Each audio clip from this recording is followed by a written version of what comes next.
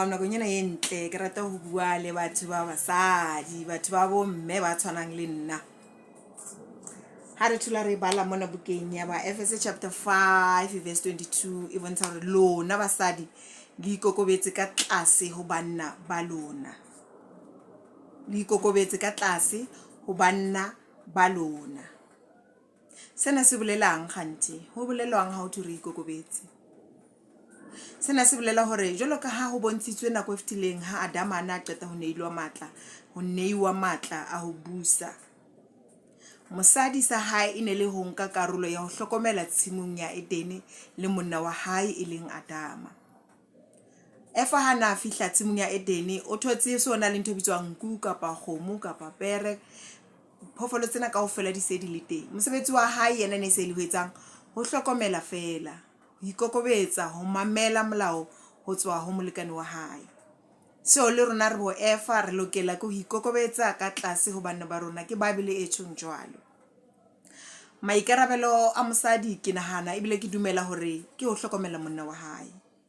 Ha ere mosadi a rate monna wa hae, ere a ikokobetse ka tlase ho yena.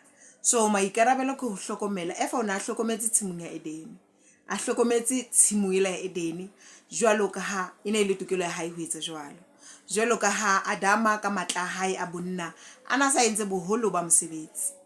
So le rona re lokela ke ho ikokobetsa ka tlasa banna ba rona, ho ikokobetsa ke ho etsang ke ho hlokomela monna wa hao. Ho etsa bonnete ba hore monna wa hao o dula a hlwekile, monna wa hao wa ja, monna wa hao wa ainelwa, monna wa hao o shebahala hantle ka pele ho batho.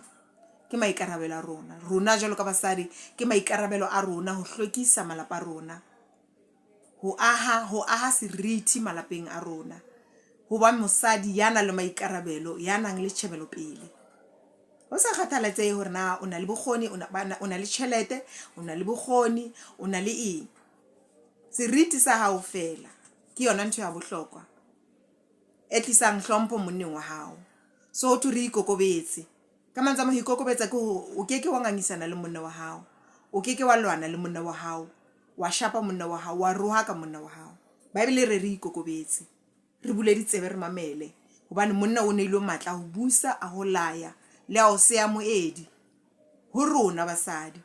So re bontsha mona re lokela ke ikokobetsa ka tlasa banna ba rona. Ke maikarabelo a motho wa mosadi ho hlompha monna wa hae, ho mo hlatswetsa le ha ekaba wa sebetsa le wena.